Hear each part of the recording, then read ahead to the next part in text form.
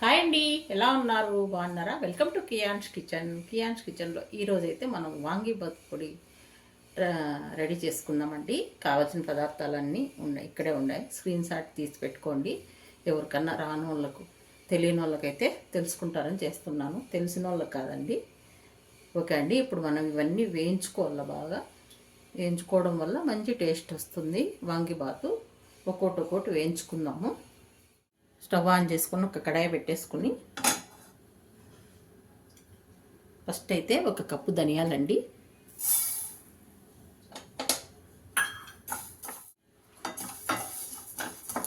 చూడండి ధనియాలు ఇట్లా వేయించుకోవాలండి, మంచి స్మెల్ వచ్చేదాకా. ఇప్పుడు మనం తట్టలేక పోసుకున్నాము.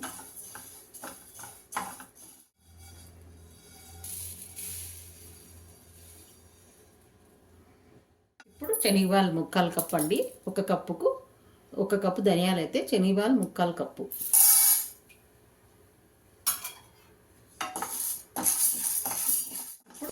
శనగపప్పు కూడా ఇట్లా వెర్రగా వేయించుకోవాలండి. ఇవి కూడా దాంట్లో పోసేసుకుందాం. శనగబాలు 3/4 కప్పు కదా, ఉద్దిబాలు కూడా 3/4 కప్పు. వేయించుకోవడం వల్లే మనకి వాంగీబాత్ అనేది మంచి టేస్ట్ వస్తుంది. అన్నీ ఒకేసారి కలిపి వేయించుకోకూడదండి, సరిగా ఏగవు. చూడండి ఉద్దిపప్పు కూడా ఇట్లా ఎర్రగా వేయించుకోవాలా. ఇవి కూడా దీంట్లోకే తీసుకున్నాం. ఇప్పుడు 1 స్పూన్ జీలకర్ర, 2 స్పూన్లు మెంతులు,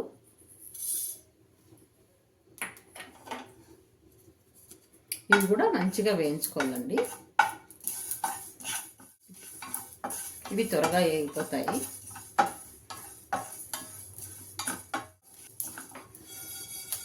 చూడండి ఇవి కూడా ఎర్రగా వేయించుకోవాలి.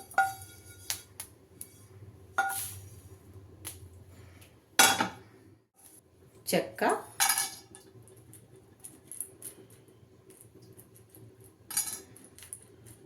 కొద్దిగా స్టార్ పువ్వు, 2 ఇలాచి,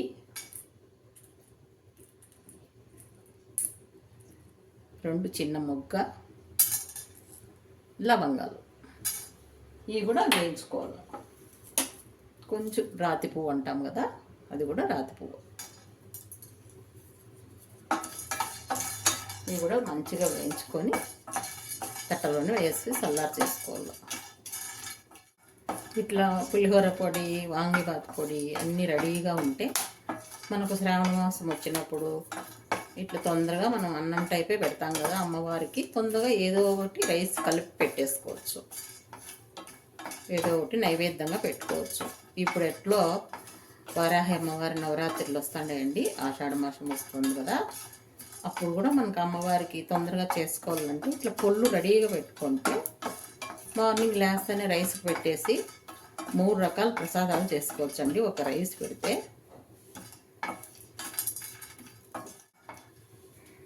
కూడా దీంట్లోకి తీసుకుందాం. కొబ్బరి,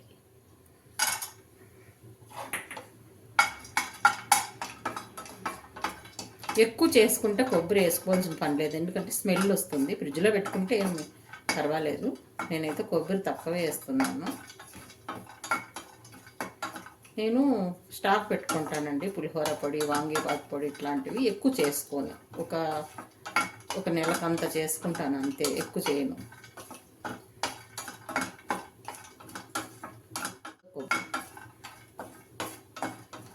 కొద్దిగా పాపకు పంపిస్తాను, తొందరగా కలుపుకుంటుంది. చిన్నపిల్లలు ఉన్నారు కదా, స్కూల్కి పోయే పిల్లలు, వాళ్ళతో హడావుడిగా ఉంటుంది నా బిడ్డ. అందుకోసము ఇట్లా పొళ్ళు చేసి రెడీ ఇస్తా అంటాను, తొందరగా కలుపుకుంటున్నాను. దీంట్లోకి కొబ్బరి కూడా వేసేస్తాం. ఇప్పుడు గుంటూరు మిర్చి, ఇవి బ్యాడిగే అండి, మీ కారం తగ్గట్టు మిరపకాయలు వేసుకోండి. బ్యాడిగే వేయడం వల్ల మంచి కలర్ వస్తుంది, టేస్ట్ వస్తుంది. కొద్దిగా ఆయిల్ వేసుకొని ఇవి కూడా మంచిగా వేయించుకుందాం.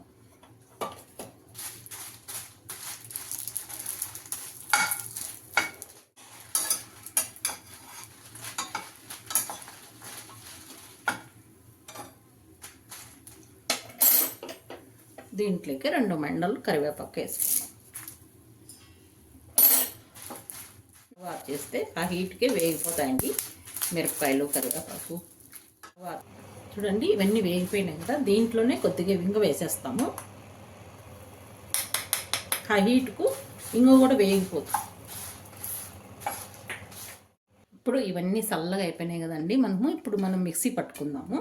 దీంట్లోకే నేను కల్లుప్పు కొంచెం వేసేస్తున్నాను. మళ్ళీ మనం అన్నం కలుపుకునేప్పుడు చూసుకొని వేసుకోవాలండి.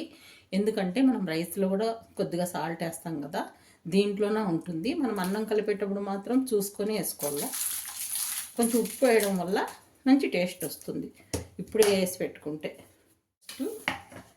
మిరపకాయలు, కరివేపాకు చూడండి ఇట్లా పలపల అనేదాకా వేయించుకోవాలి.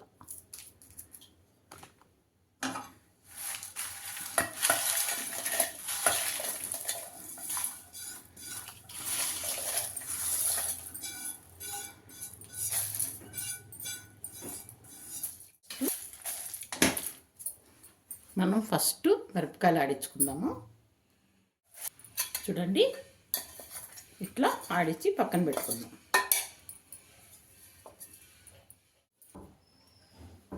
ఇప్పుడు శనగలు,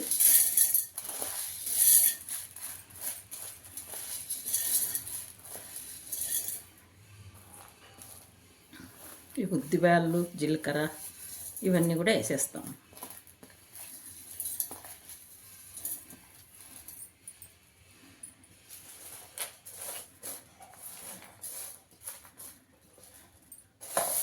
ఉద్దిబ్యాళ్ళు కూడా వేసేస్తాం.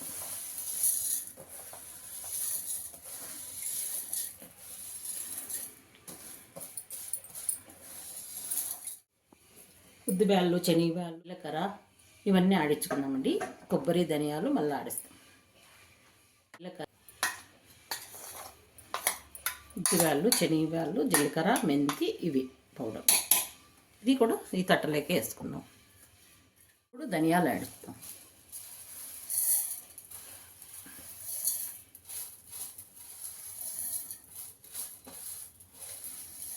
ధనియాలు, చెక్క, లవంగాలు ఇవన్నీ వేసేస్తామండి.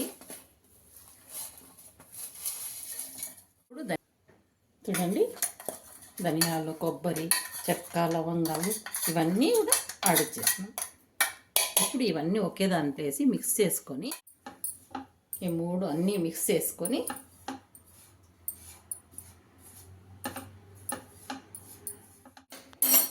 మళ్ళా ఒక ట్రిప్ వేసుకోవాలి. అప్పుడు అయితే మనకు అన్ని పొడులు పదార్థాలన్నీ నీట్గా కలుస్తాయి. చూడండి ఇట్లా కలుస్తాయని మళ్ళీ ఈ తట్టలేకి చల్లగా చేసుకొని మనము అంతా తట్టలేకి వేసుకున్నాం.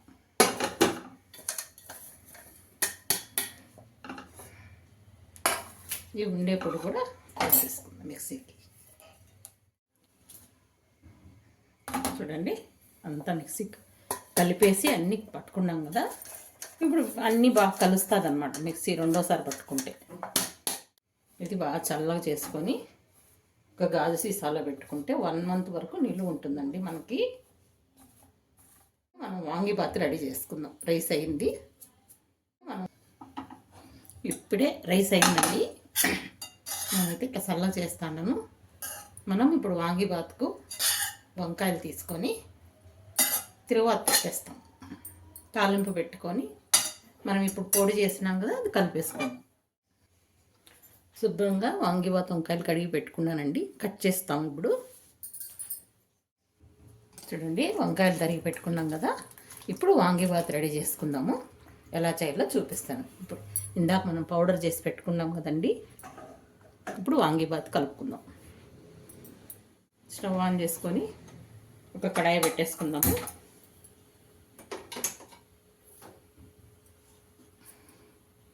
తగినంత ఆయిల్ వేద్దాము. ఆవాలు, కొద్దిగా జీలకర్ర, కొంచెం పల్లీలు, ఉద్దిబ్యాళ్ళు, శనగబ్యాళ్ళు, అలాగే ఒక 2-3 ఎండుమిర్చి,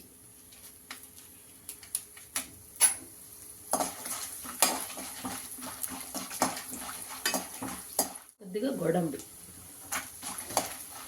కొద్దిగా 2 రెమ్మలు కరివేపాకు,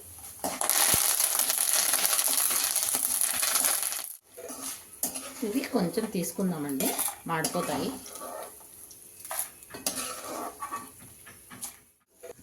ఇప్పుడు వాంగిబాత్ వంకాయలు ఇంత పొడవున్న కట్ చేసుకోవాలండి, అప్పుడే మనకు తినడానికి బాగుంటాయి.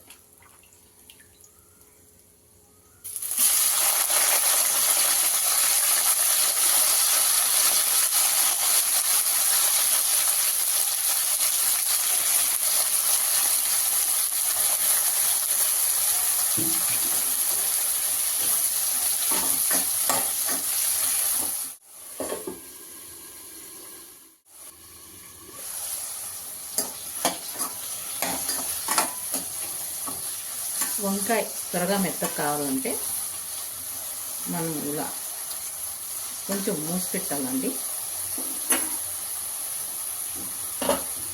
దీంట్లో కొద్దిగా పసుపు, వంకాయ కలర్ మారకుండా ఇంత పసుపు,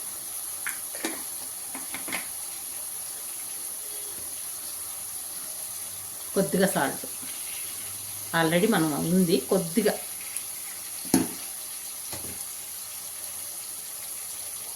ఆల్రెడీ మనం వాంగిబాత్ పౌడర్లో సాల్ట్ ఉంటుంది, రైస్లో సాల్ట్ ఉంటుందండి, చూసుకొని వేసుకోవాలా. దీనికి ఏం ఆనియన్స్ ఏం అక్కర్లేదు.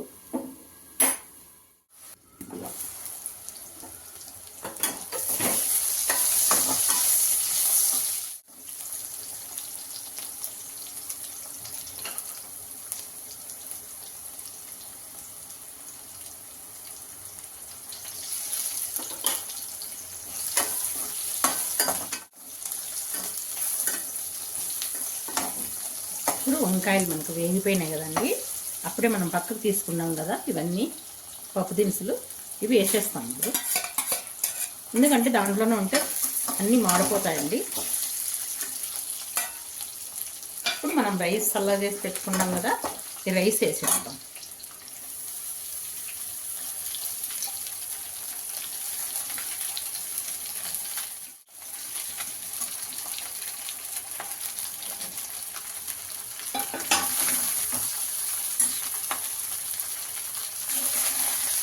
ఒకసారి ఇవన్నీ కలిపేసుకొని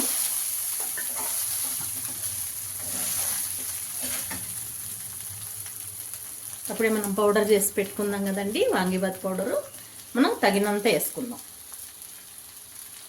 నేనైతే 2 స్పూన్లు వేసుకున్నాను, 2.5 స్పూను కలుపుకున్నాక మళ్ళీ వేసుకున్నాను.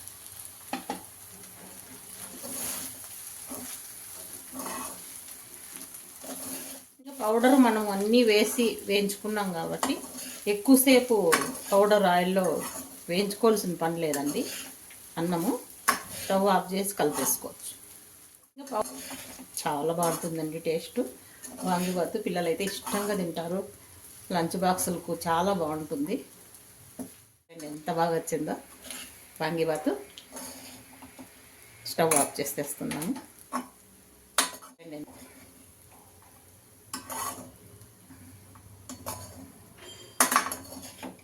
అంతే అండి వాంగిబాత్ పౌడర్ తయారు విధానము. నచ్చితే లైక్ చేయండి, షేర్ చేయండి, సబ్స్క్రైబ్ చేసుకోండి.